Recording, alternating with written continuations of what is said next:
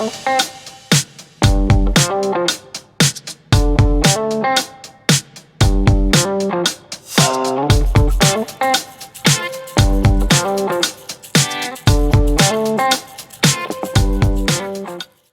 Ben Goujon with Quad City Arts, and welcome back to Talking Art, brought to you by Quad City Bank and Trust. Today I'm excited to be talking art with theater artist Ashley Becher, who is currently the director of Circa 21's Lucky Stiff, running through March 7th. Ashley, welcome to Talking Art. Thank you. Thanks so much for having me. Yeah, I'm so excited to have you here. We've orbited each other for years, and Yeah. I think this will be our first real extended conversation about theater. Love it. I love it too. So you're directing Lucky Stiff, and I don't think Lucky Stiff has been around, but I don't think a ton of people know it.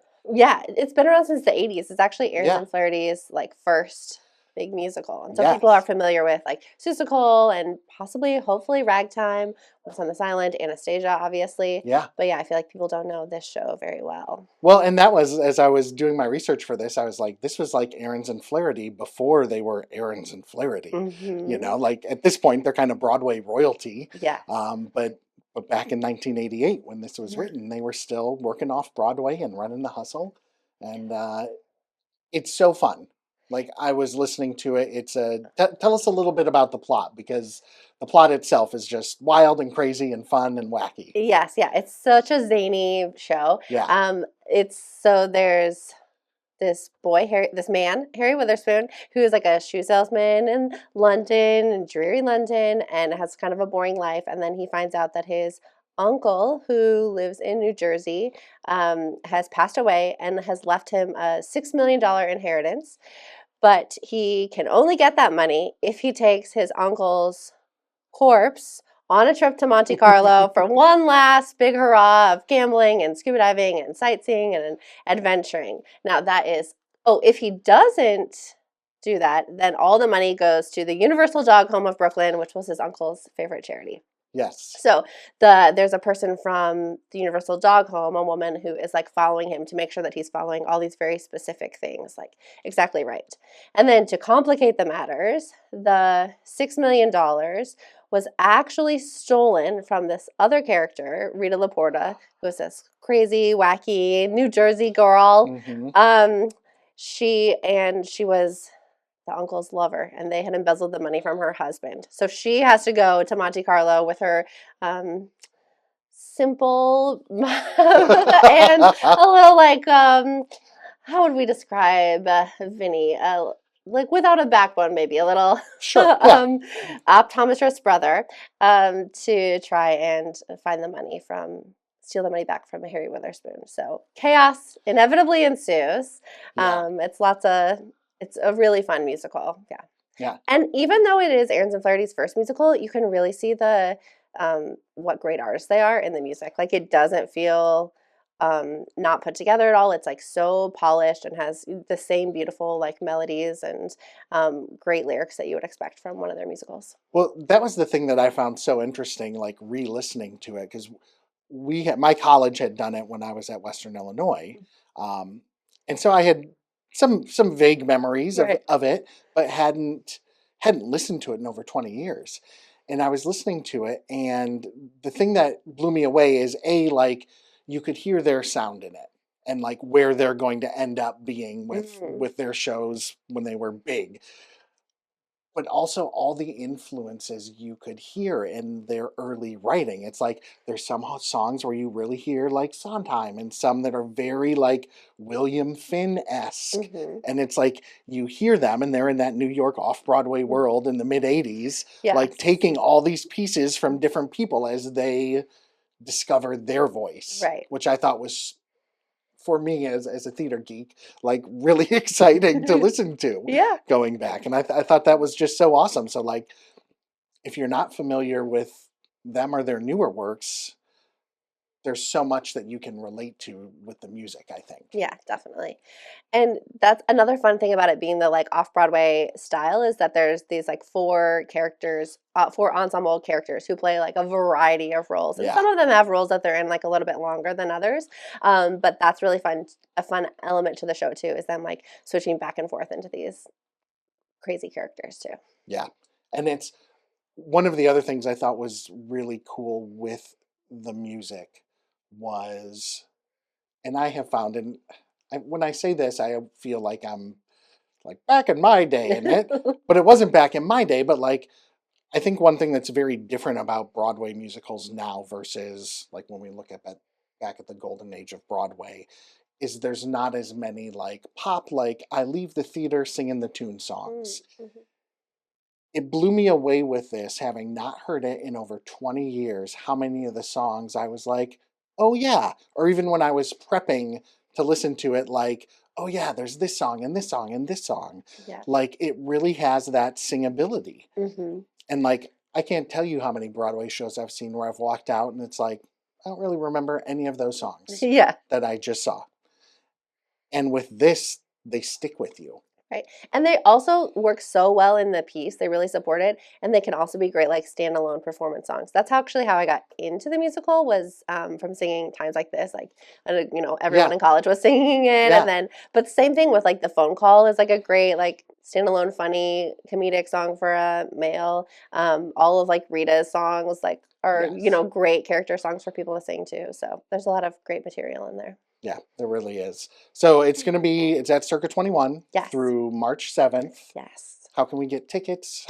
You can go on the Circa website, and then you can also call the box office to get tickets, do groups. It's only, 7 weeks. Sometimes their runs are 9 weeks, and the January, February slot is always like more like 7. So don't wait. Don't wait. Get your tickets. Don't wait. Get your tickets. It really is fun. And one exciting thing about this slot and why I was so grateful and happy that Denny chose this show is the school groups. This is when they have their like school matinees and they come and do workshops fun. and see the shows. And Yeah. I was like, the high school and middle school kids will love this show, like Yes. because it's so upbeat, it's so funny, it's so clever. Mhm. So I think that they'll have a lot of fun, and the cast will have a lot of fun when those audiences come as well. That's awesome. Well, I hope all our listeners go and see it. But I wanted to talk to you specifically. Like, we have theater people on here. You are doing so many things in the theater world of the Quad Cities. I try. Yeah. So in addition to directing the show, you're the artistic director at Davenport Junior Theater. Yes, for Junior Theater Inc. Yeah. Mhm. And you are directing at a billion other places and choreographing. Yeah. And you act and you write and costume and do all the things. Yeah. It's so fun. Yeah. That's awesome. Yeah. Actually, costuming and choreography were like my way into the production team aspect. Yeah. It's been like a while since I had costumed things, but that was my kind of love in college.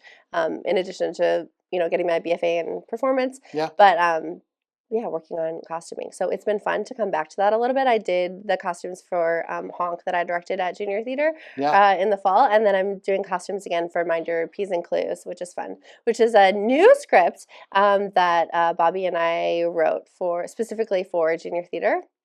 It's really fun. It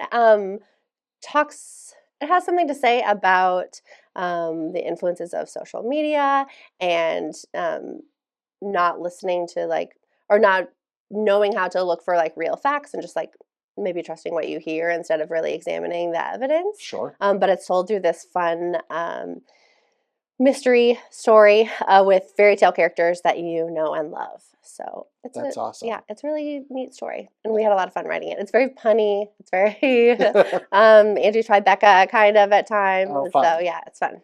And that's going to be at the Niswander Theater starting February 21st? Yeah, February 21st and 22nd and 28th and then March 1st. Tell me about tickets for that.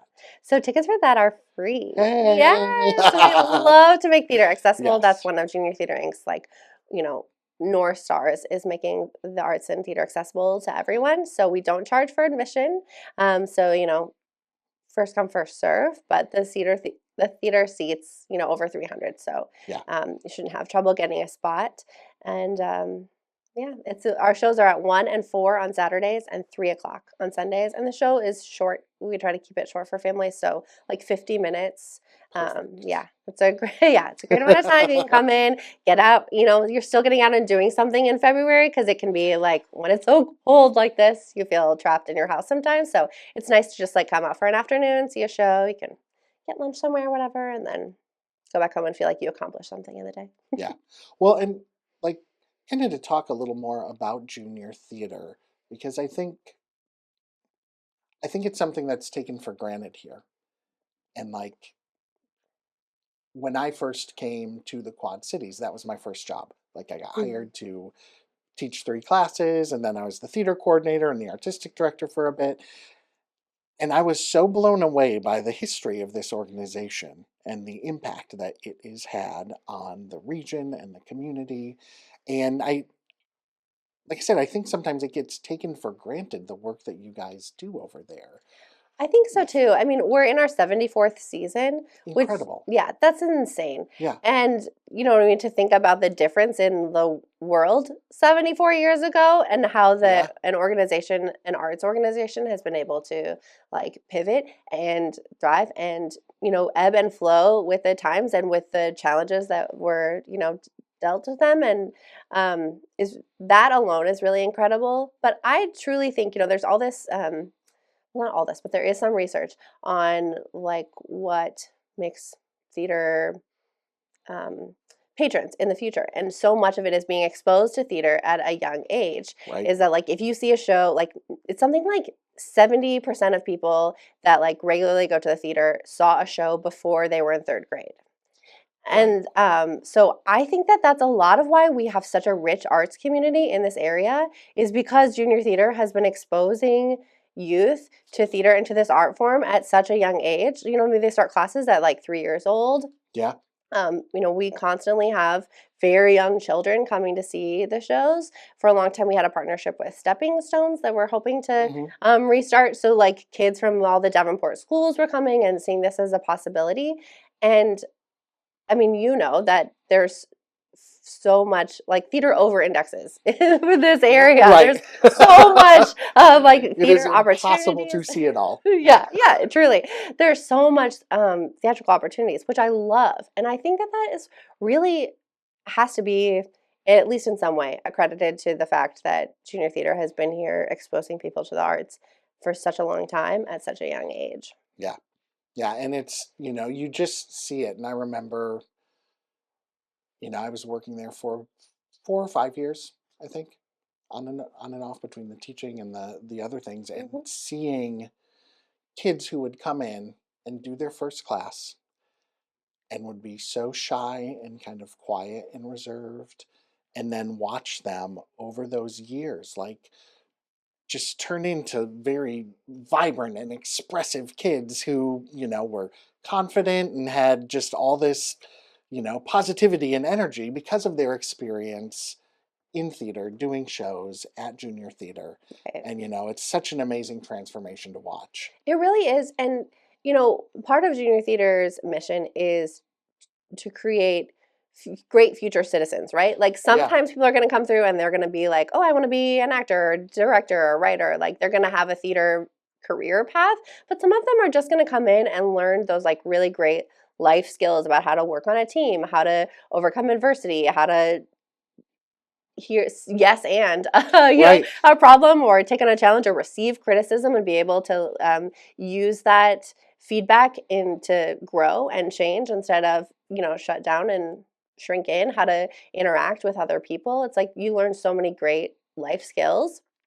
And I also love there's a study out of the New Victory Theater in New York Hmm. where they had like basically school group of kids that they exposed to the arts and studied their answers to these questions and test scores and stuff against kids that were not like having these experiences going to the theater, having theater artists come to them.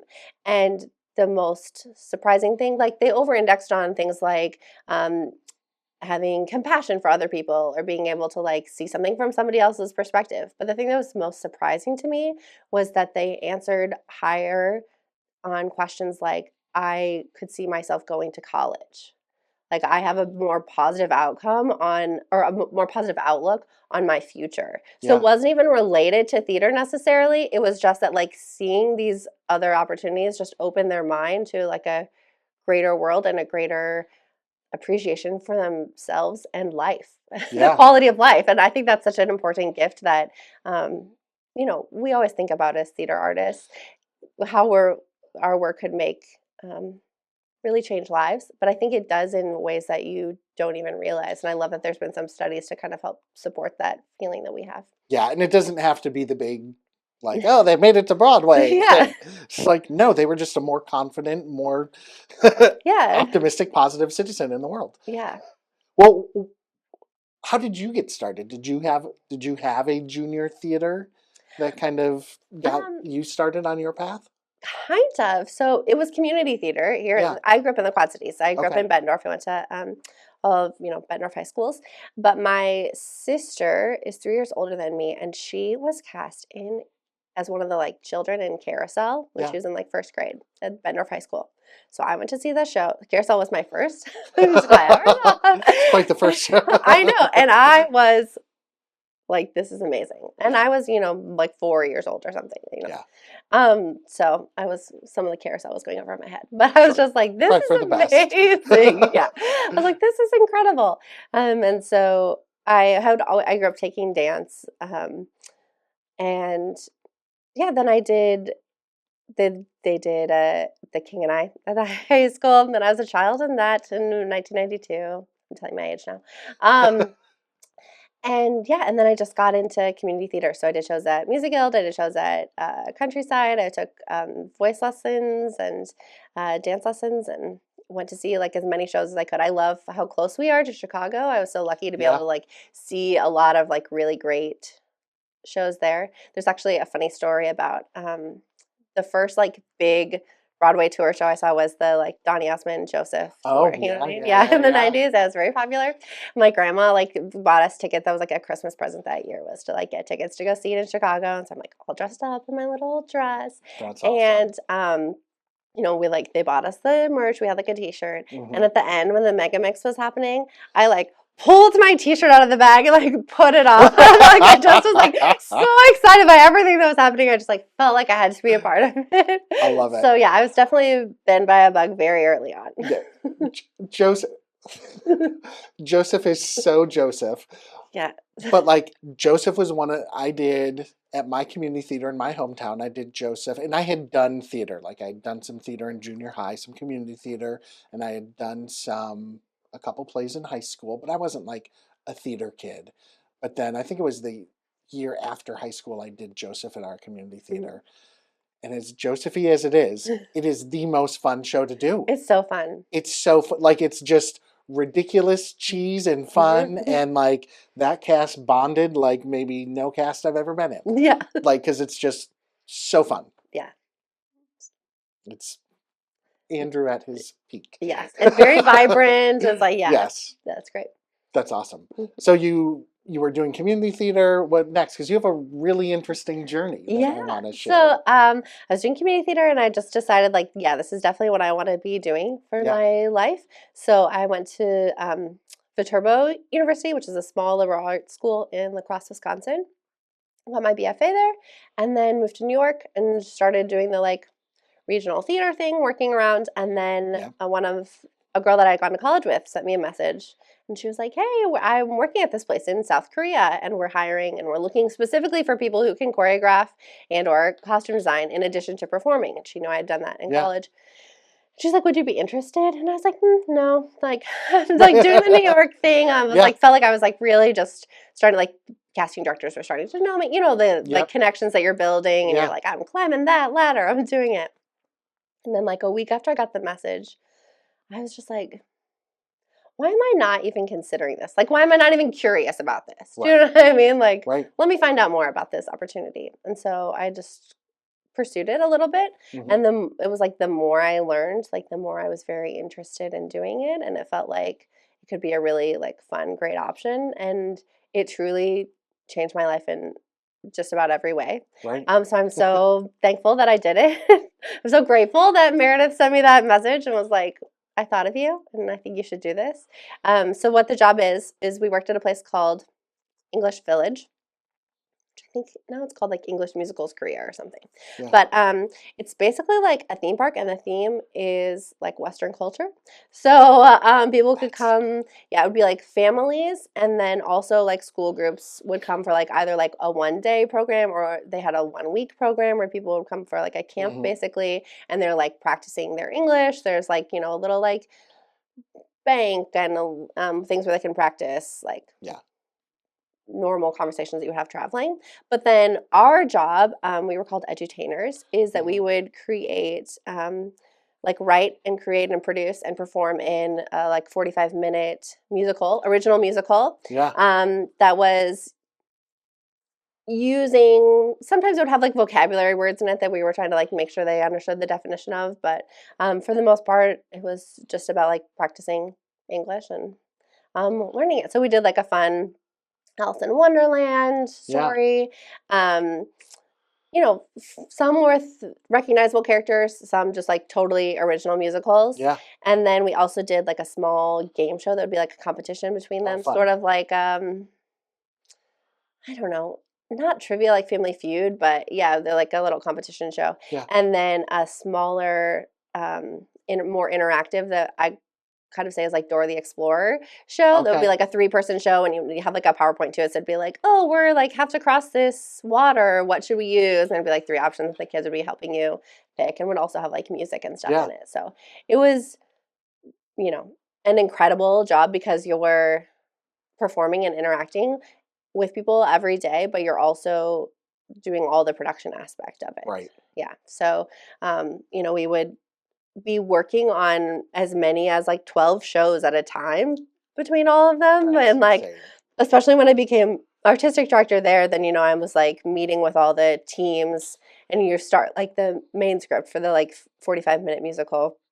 We would start like 10 months before it Right. was going. So you would maybe be working on like 3 of those at once, and then also all the other smaller shows. So, That's crazy. and then, but it was like normal hours because we would work like 10 to 6. Right. And it was like normal work hours. So it was like this crazy creative job that was like in the confines of like a normal, what people consider like a Right. normal work hours.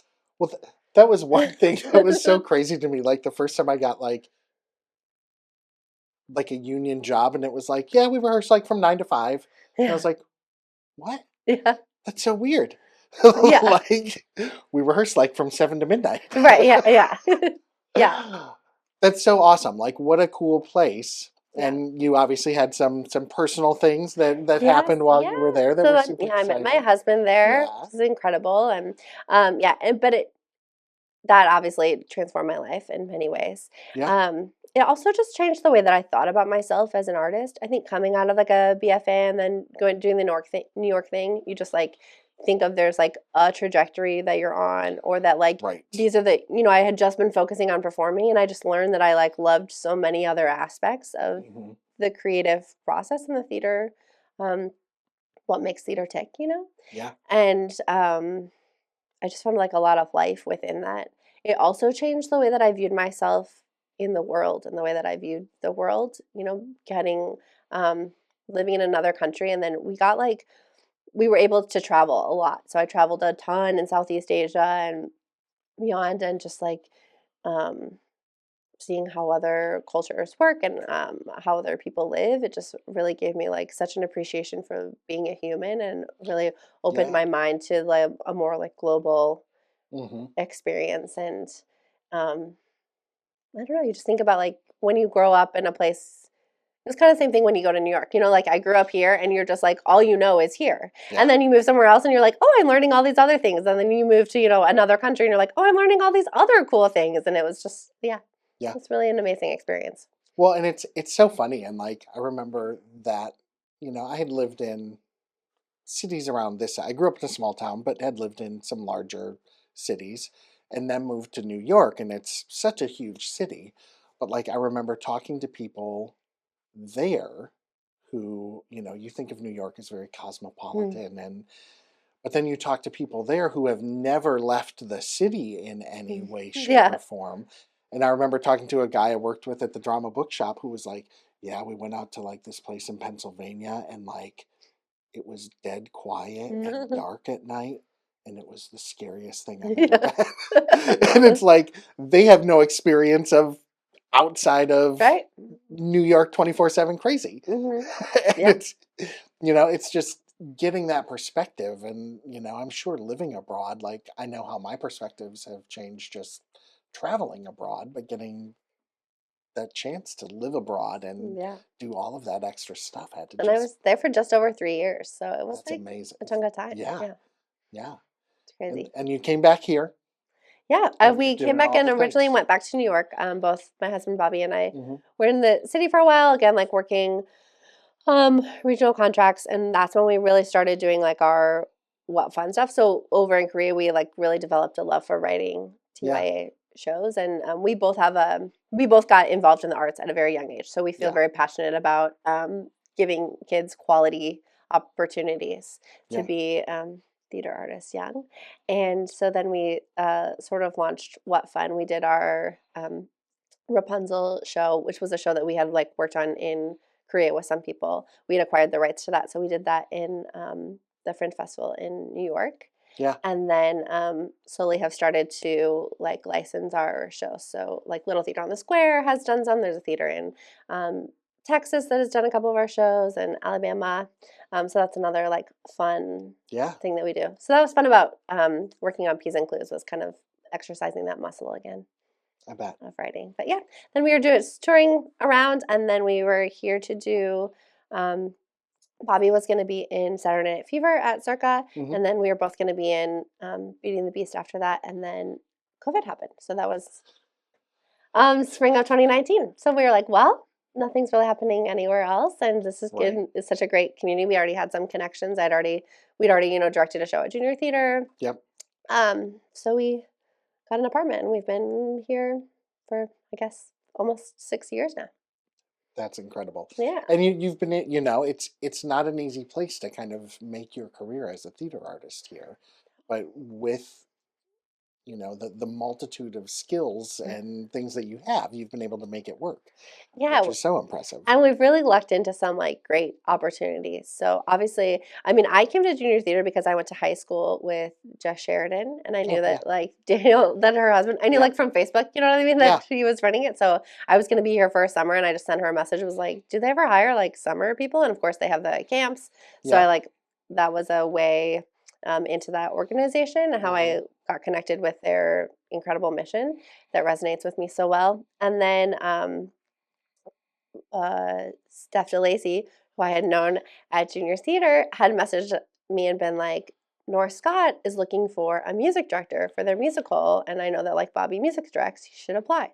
Yeah. So he applied to music direct there. So there's all this, it's the theater world is so Yes. interconnected. And like, and that's one thing I love about it too, is like people from other organizations helping out each other. Do you know what I mean? That we Yeah. are one big community, and that it's not about like what I can have at this place over here. It's like only junior theater. No, I think that you should be able to, and we are only stronger if you do like open up to work with so many different places. And I'm Yeah. always funneling people to different theaters, saying like, oh, you should check out this, oh, you should check out this program here, this theater does this. I think it's just so important for people to have like all of the opportunities, and I want them all to stay in the Quad Cities. Yeah. I want everyone to be able to like thrive, and I think we're only stronger if we work together. So I digress. I went down a path, but That's but what we're yeah, here for. true, true. So yeah, so Bobby started music directing at North Scott, and then the last 3 years, 3 years now, I've directed their spring musical, which is really fun. So this year we're doing Adam's Family. That's awesome. Yeah. That's so fun. Well, I cannot wait to see Lucky Stiff and Mind Your P's and Clues Yes. and all the other projects. You're doing Adam's Family. You sent me a list of like And 10 then shows you're I working know, on. and then Mean Girls this summer for Countryside. I'm directing Yeah. and choreographing that, which is gonna be so fun. And we got an incredible cast. Like it's amazing. Awesome. And then I'm resetting the Jerome Robbins choreography for Fiddler on the Roof at Circa, Awesome. which will be a I fun love Fiddler challenge. so much. Yeah. I'm not directing, I'm just resetting the choreo, which is gonna be awesome. And then I'm directing Rock of Ages Awesome. in the fall at Circa, which is going to be another one that everyone is going to want to check out. Yeah. It's such a fun show, and yeah, it's going to be great. Awesome. Well, thanks so much for coming in and chatting Yeah, today. thank you. The show is going to be great, and I encourage everyone to get out and see it. And if you're interested in tickets, you can check out www.circa21.com. Thanks again to Quad City Bank and Trust for their support, to our producer, Josh, who's amazing and whose help we could not do this without.